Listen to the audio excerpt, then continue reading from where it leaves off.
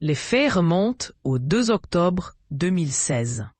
Il est aux alentours de minuit, quand Kim Kardashian regagne son hôtel, le No Address, non loin de l'église de la Madeleine, dans le 8e arrondissement de Paris. Son garde du corps accompagne sa sœur Courtney et son assistante dans un lieu festif de la capitale. Venue en France à l'occasion de la Fashion Week, l'influenceuse milliardaire a passé les dernières heures de la journée avec des amis. L'horloge indique 2 heures du matin quand ces derniers sortent de l'établissement de luxe. Kim Kardashian rejoint alors sa chambre à l'étage. Des bruits provenant de l'escalier éveillent son attention. La star croit entendre sa sœur et son assistante émécher. Elle tente de les saluer de loin, mais on ne lui répond pas. Interpellée, elle essaie d'entrer en contact avec son garde du garde. Il est déjà trop tard. 2 individus munis de cagoules débarquent dans sa chambre. Téléphone en main, Kim Kardashian est alors assise sur la moquette. Les troubles faits prononcent instantanément un ring-ring qui dénote un fort accent français.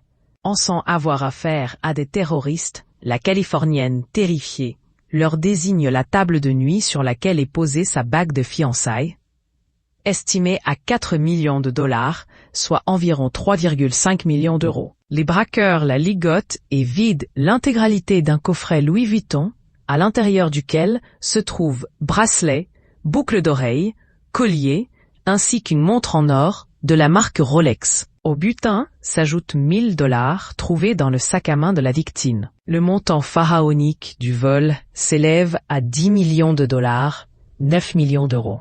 Il s'agit du plus gros braquage chez un particulier en France depuis 20 ans. Alors qu'on vient de l'installer dans la salle de bain, Kim Kardashian reçoit un coup de fil de son garde du corps. Installée au rez-de-chaussée, la styliste de l'ex-femme de Kanye West a donné l'alerte. Les braqueurs prennent aussitôt la poudre d'escampette.